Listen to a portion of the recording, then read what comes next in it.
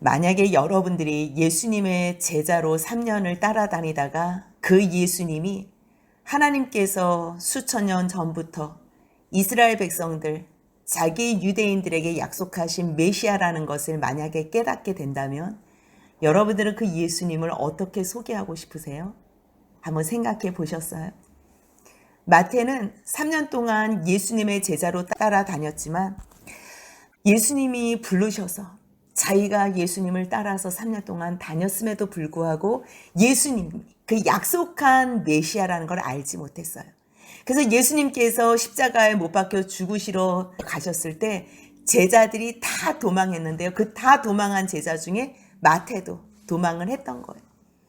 그런데 예수님께서 다시 죽음에서 부활하시고 자기들에게, 제자들에게 나타나셔서 하나님께서 주실 성령을 받을 것을 약속하시며 기다리라고 하시고 주님께서는 승천하시고 하늘로 올려 가신 것을 봤어요. 곧 하나님의 약속대로 성령을 받았고요. 성령을 받은 후부터는 성령님께서 예수님을 증언하시는 대로 예수님의 증인으로서 살았어요. 무엇을 증거하고 싶었을까? 그분은 하나님께서 약속하신 메시아였구나.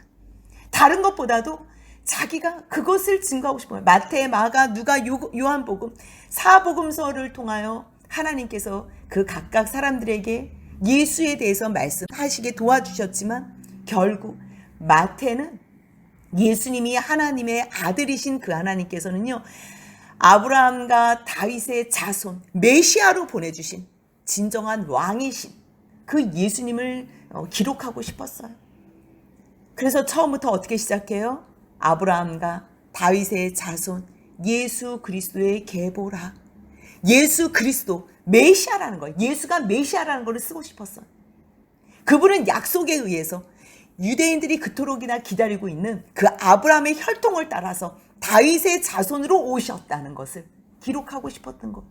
유다의 자손으로 오셨다는 것을 기록하고 싶어서 그는 진정한 이 땅의 왕으로서, 하지만 보여지는 모습은 하나도 왕이지 않았잖아요. 근데 그분은 영원한 나라의 왕이신데 이 땅에서도 비록 섬기는 왕, 우리를 위하여 구원하시기 위해서 죽음을 자처하신 분이지만 진정한 왕이시라는 것을 말씀하시고 싶었어요.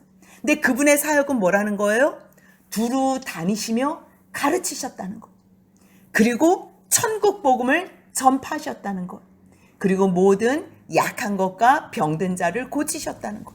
그 말씀을 하시면서 5장, 6장, 7장에서 하나님께서 어떤 천국 복음을 말씀하셨나? 하나님의 나라가 임한 너희들이 복 있는 자라는 거예요. 그러면서 그 삶을 살아내는 사람들이 있다는 거예요. 이 말씀과 삶은 따로 떨어지지 않았다는 것을 주님께서는 8장, 9장을 통해서 말씀하신 10장에서는 12제자를 또 부르시면서 연결해서 말씀하세요.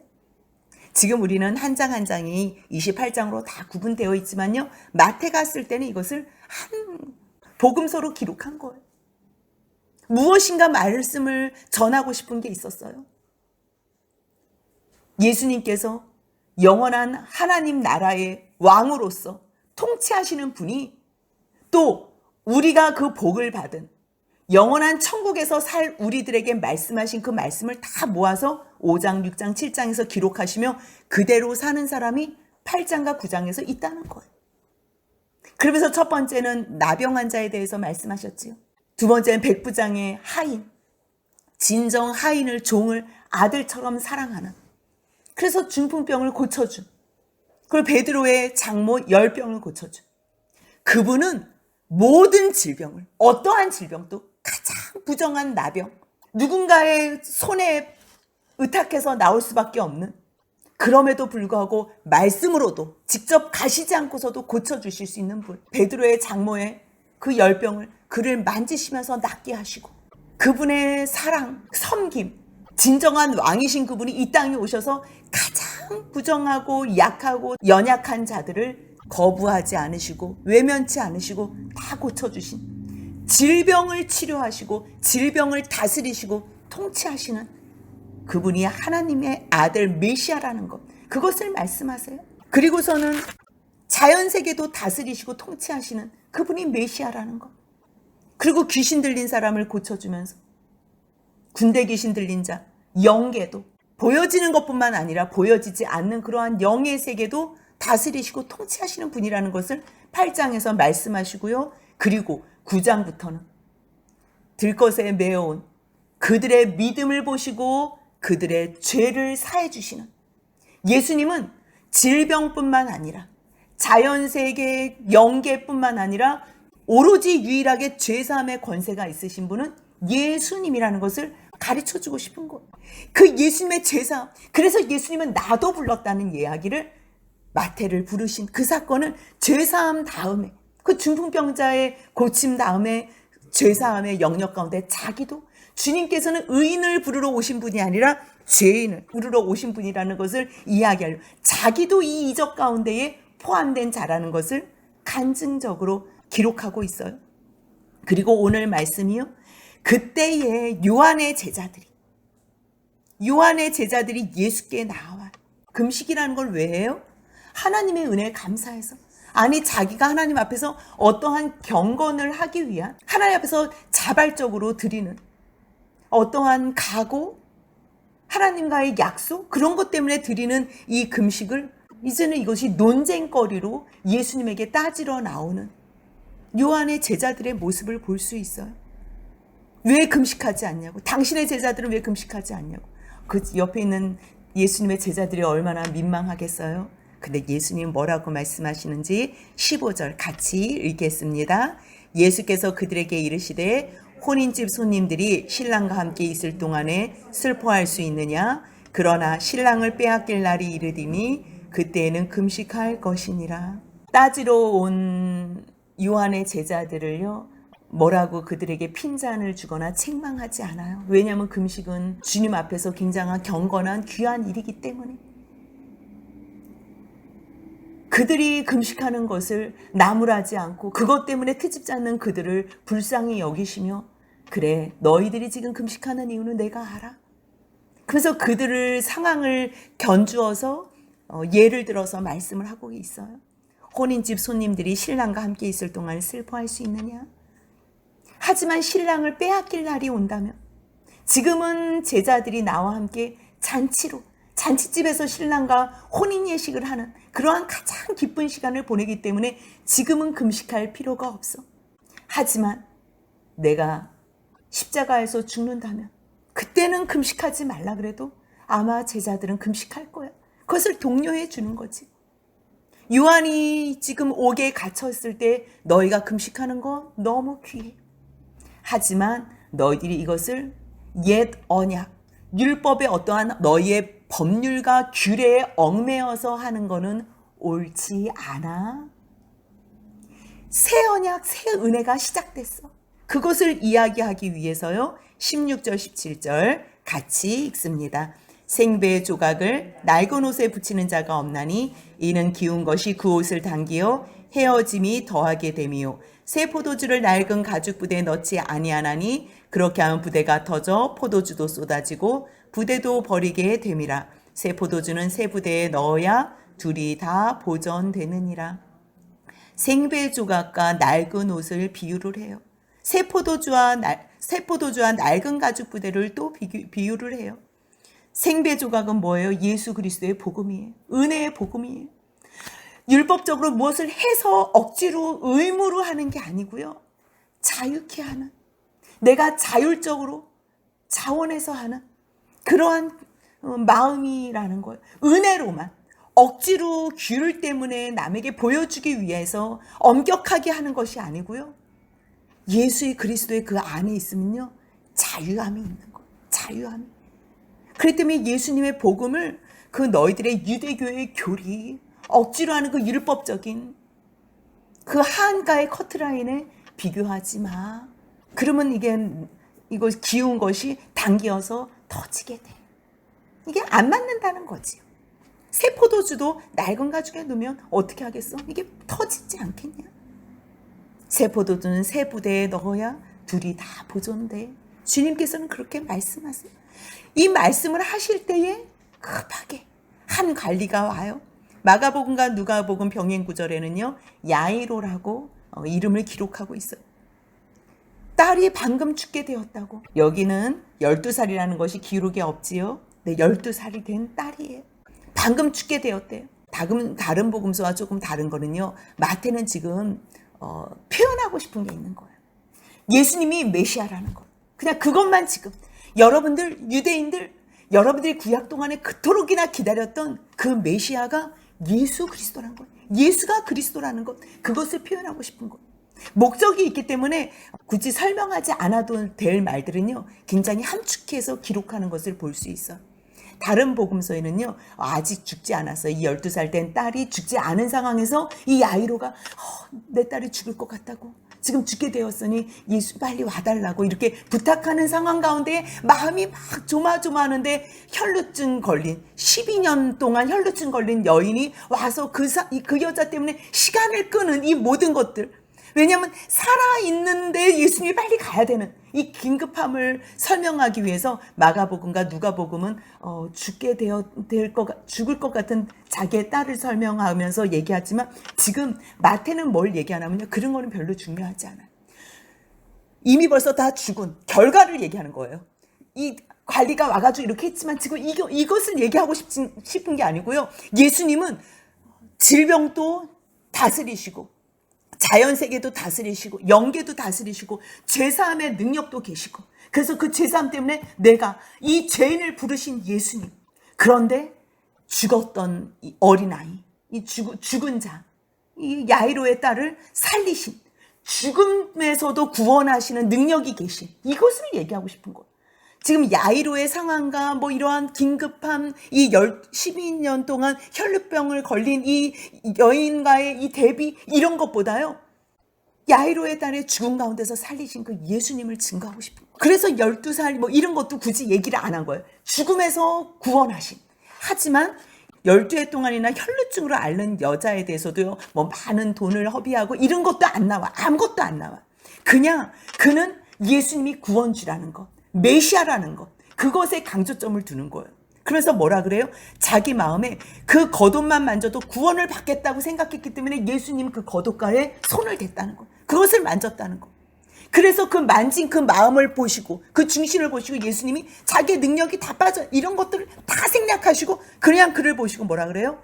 딸아 안심하라. 내 믿음이 너를 구원하다. 구원을 선포하시는 하나님. 예수님. 그 메시아. 하나님께서 약속하신 그 메시아를 기록하고 싶은 거. 마태가 지금 무엇을 우리에게 설명하고 싶은지 그것을 따라오셔야 돼. 그것을 안다면 우리는 이 마태복음을 통해서 굉장한 풍성함을 누리겠지요. 그 질병도 3가지 질병에서 질병을 다스리시는 예수님. 자연세계의 영계를 지나서 죄사함까지도. 그러니까 뭐라 그래요? 죄사함을 하니까 너가 누구길래? 신성모독을 한다고.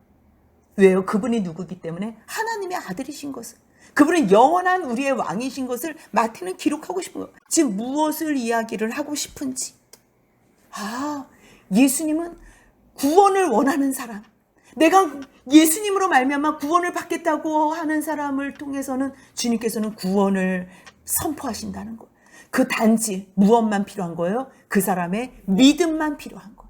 다른 복음서는 이 사실을 조금 더 장황하게 설명. 내가 뭐 다 또 고백하는 이 모든 내용들이 나오는데요. 지금 마태는 그러한 것들을 다 과감하게 생각해요. 그분은 하나님께서 말씀하시고 보내시겠다는 하나님의 아들이신 메시아라는 것을. 그러면서 이제 그 구원을 선포한 다음에요. 23절 한번 같이 읽습니다. 예수께서 그 관리의 집에 가사 피리 부는 자들과 떠드는 무리를 보시고. 왜 피리를 불고 왜 떠들어요? 죽어서 벌써 곡하는 거예요. 죽어서.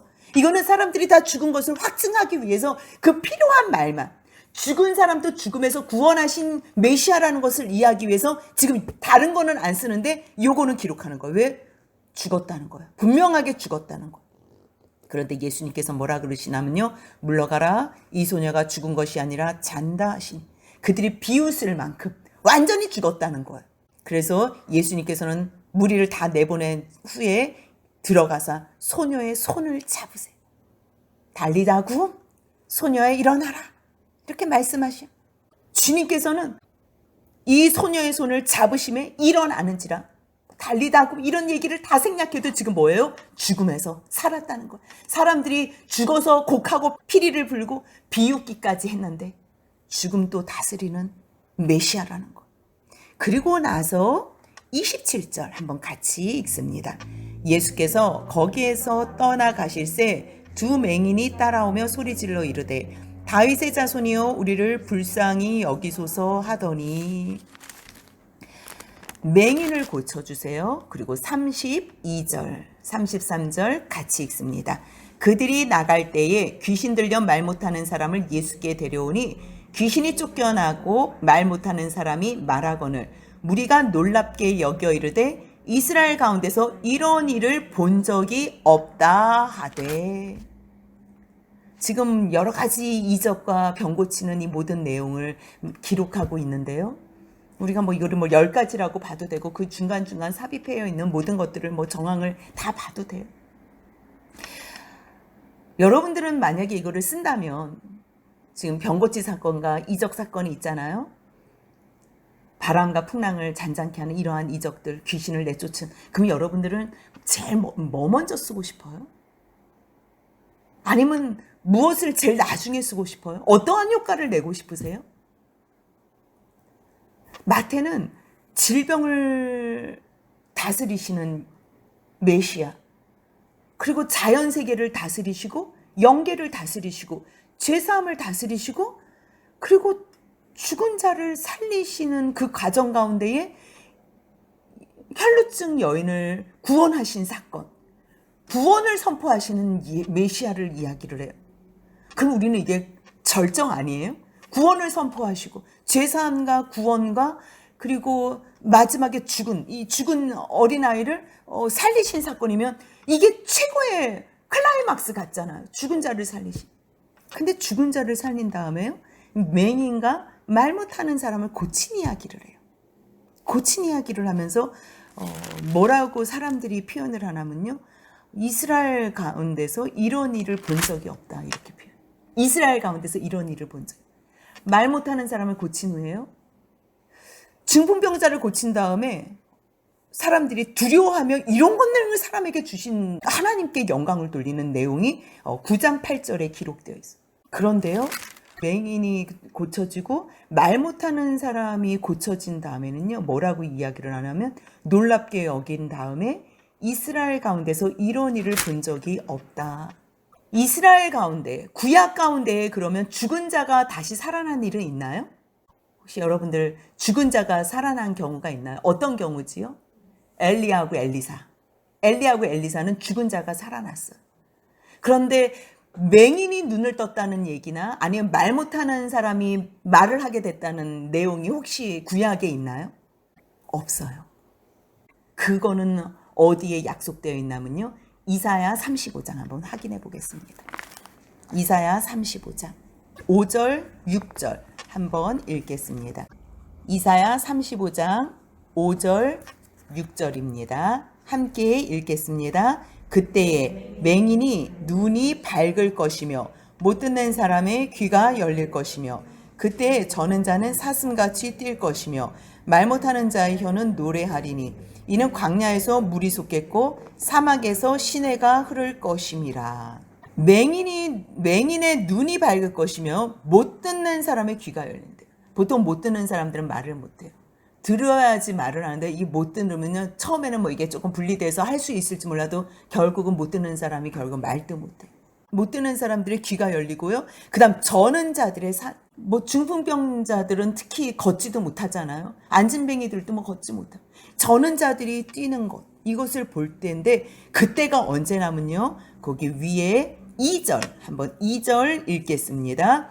무성하게 피어 기쁜 노래로 즐거워하며 레바논의 영광과 갈멜과 샤론의 아름다움을 얻을 것이라. 그것들이 여호와의 영광 곧 우리 하나님의 아름다움을 보리라. 하나님의 아름다움을 본대요. 결국 누가 오신다는 말씀을 하는 거예요? 하나님의 아름다움을 보는데요, 4절에 정확하게 표현하고 있어요. 4절입니다. 겁내는 자들에게 이르기를 굳세어라. 두려워하지 말라. 보라, 너희 하나님이 오사 보복하시며 갚아주실 것이라. 하나님이 오사 너희를 구원하시리라.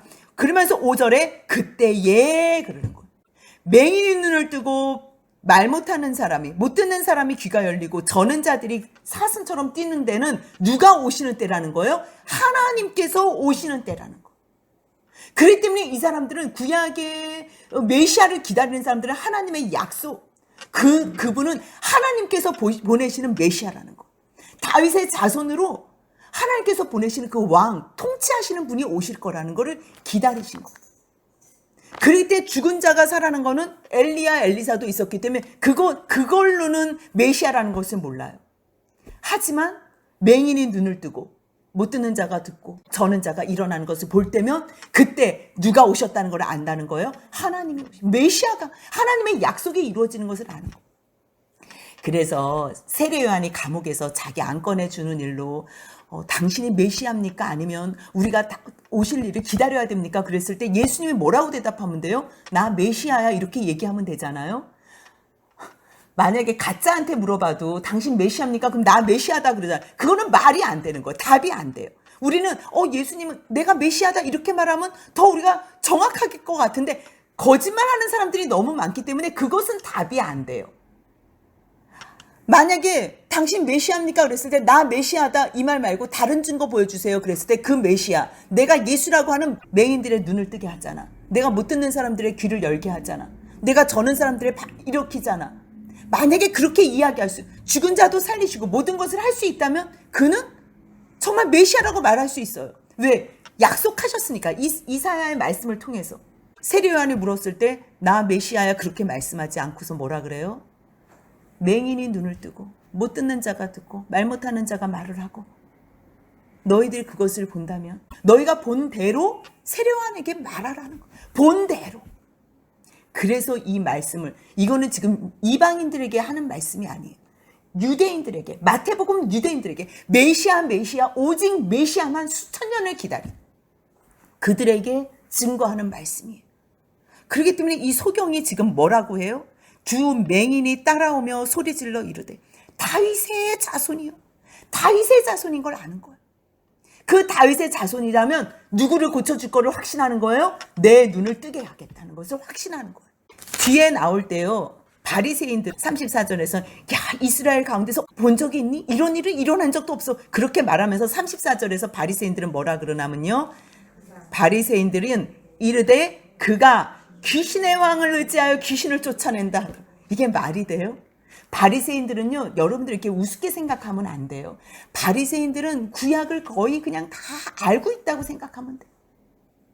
그냥 모세오경은 달달달달 외우고, 이거는 누구나 거의 다 유대인들은 외우고요. 구약 성경을 거의 다 아는 사람들이에요. 이사야를 모르겠어요? 맹인이 눈을 뜨고 말 못하는 자가 말을 하는 것을 보면 이것은 약속한 그 메시아. 이건 뭐야? 하나님이 오사 보복하시는 그 내용, 하나님께서 구원하시는 내용, 그것을 누구나 다 아는 바리새인이에요. 증거가 있잖아요. 증거가 있기 때문에 그가 메시아라는 것을 인정할 수밖에 없는데 인정을 하기가 싫은 거예요.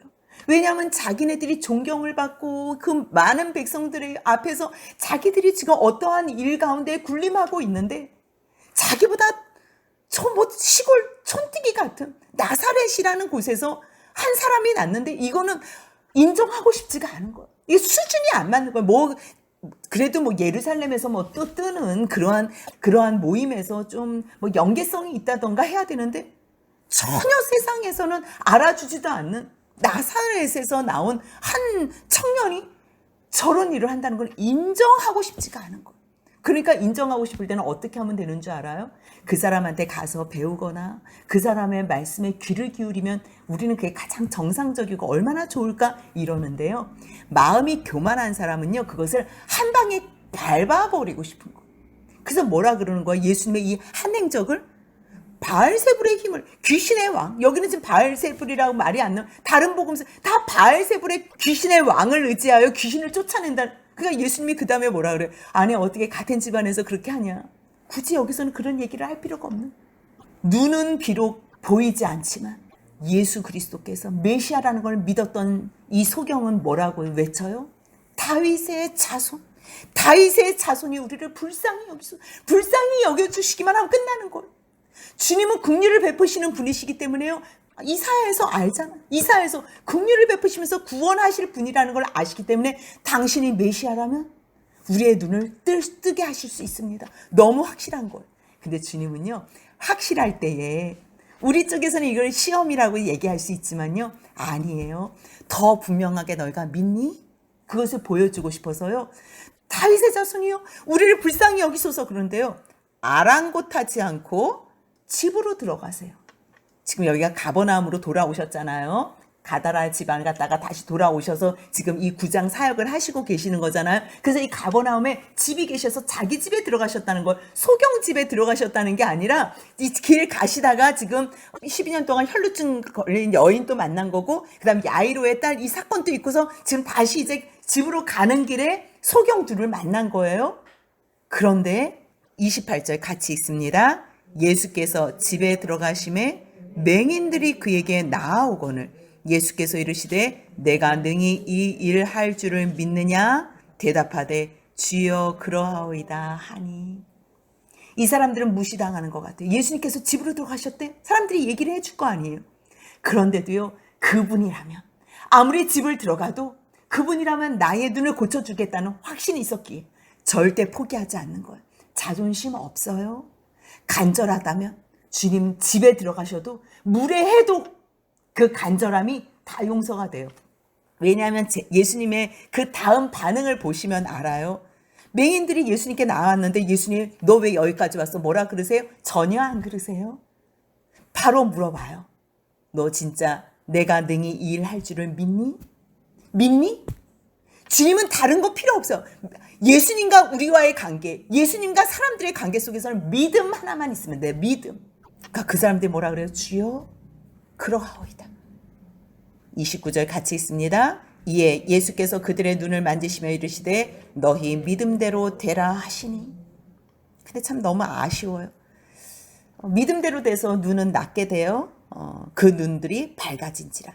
근데 밝아진 다음에 이 사람들이 다윗의 자손으로 알고 정말 자기들의 눈을 뜨게 할 줄 알았던 그 메시아라는 걸 믿었다면 이분이 자기의 죄도 구원해 주심. 이 앞에 혈루증 여인은 뭐라 그래요?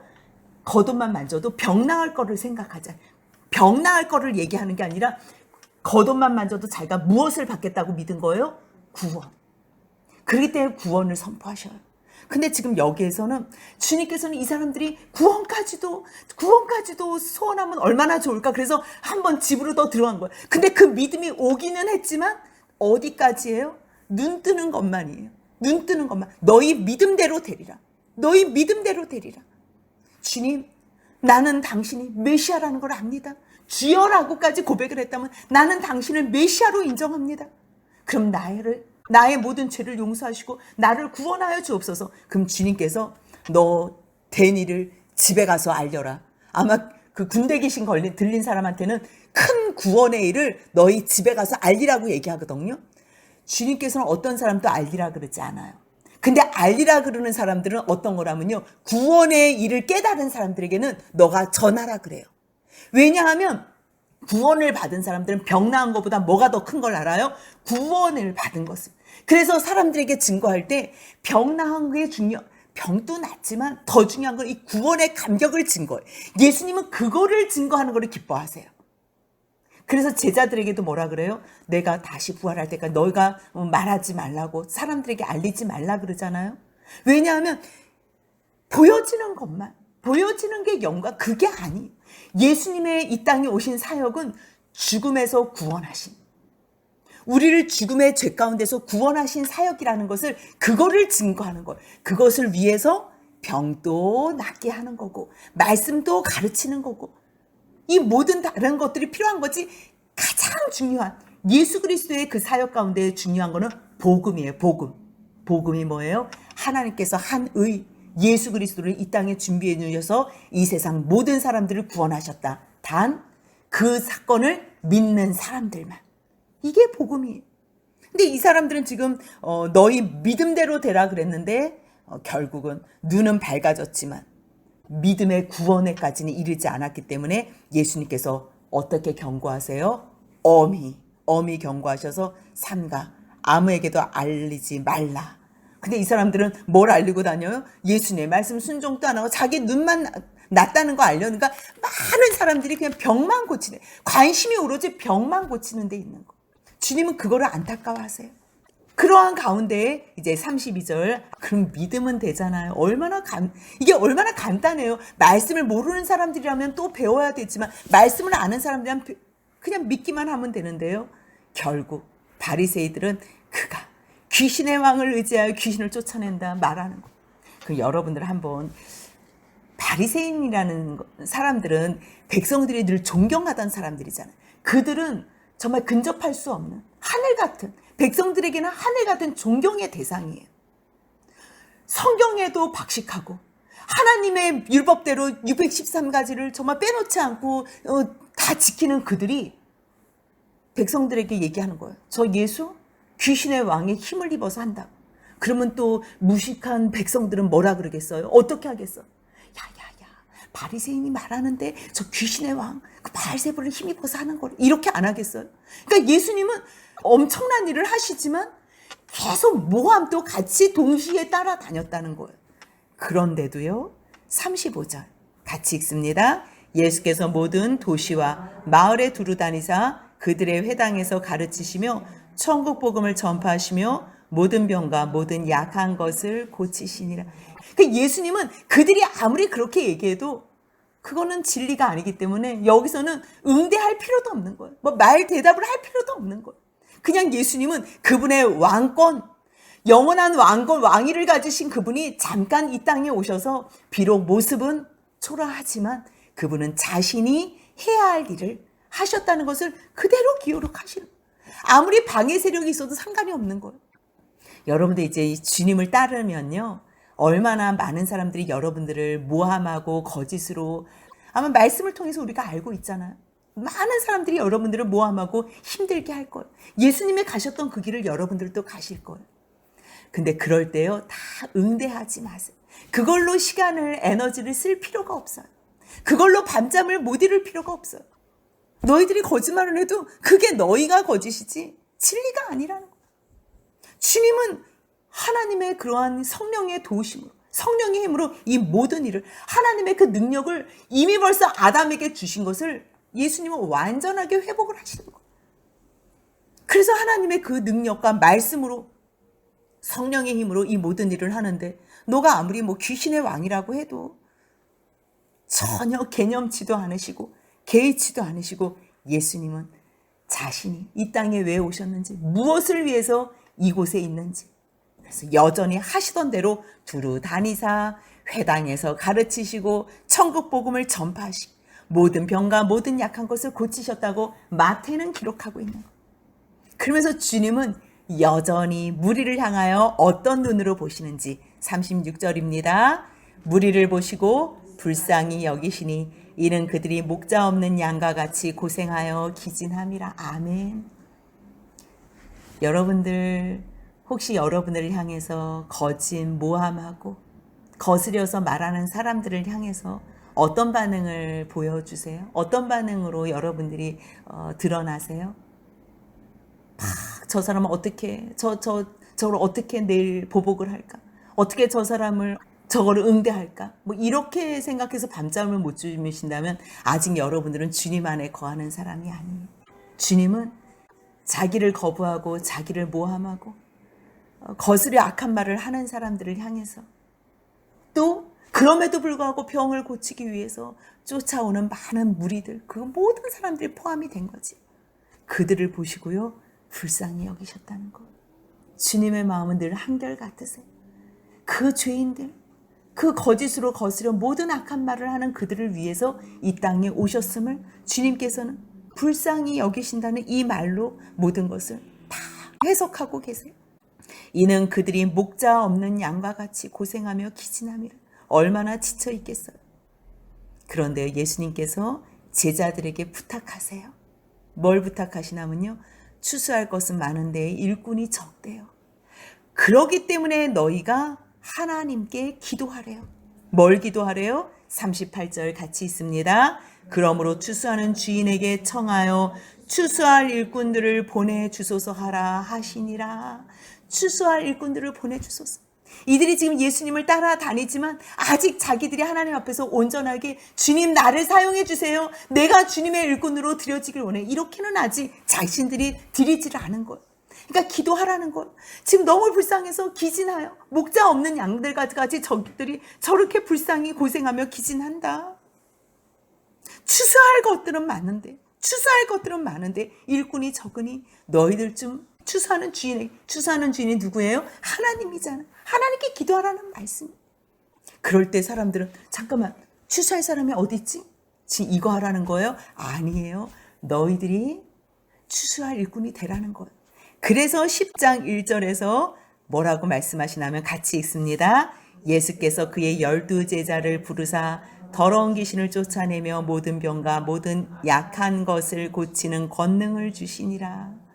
기도하다 보면요. 주님 추수할 일꾼을 주세요. 주님의 음성이 들려요. 너가 갈 수 없겠니? 그래서요 이 12명이 이 음성 앞에 자원했기 때문에 예수님이 12명을 제자로 부르시는 거예요. 만약에 자원하지 않는다면 예수님이 부르시기는 부르셔. 근데 나는 갈 일이 없어. 갈 뜻이 없어. 그 추수할 곡식이 많은데도 불구하고 내가 추수한 일꾼이 되고 싶지 않아. 그럼 내가 주님의 이 부르심 앞에 제자 낄 수가 있겠어요? 없는 거예요. 이 말씀이 그래서 연결이 되는 거예요. 마태는 그것을 기록하고 싶어요. 추수할 곡식이 많을 때에 주님 일꾼을 보내주소서. 우리가 이 기도를 주님 앞에 요청을 해야 돼. 하지만 기도하다 보면 주님 앞에 주님 저를 드립니다 할 때 우리들은 예수님의 제자로서 이 땅에서 추수할 일꾼으로 하나님 앞에 부르심 받은 충성된 일꾼이 될 수 있다는 것. 그 부르심 앞에 아멘으로 응답하며 충성할 수 있는 저와 여러분들이 되시길 주님의 이름으로 소원합니다. 아멘.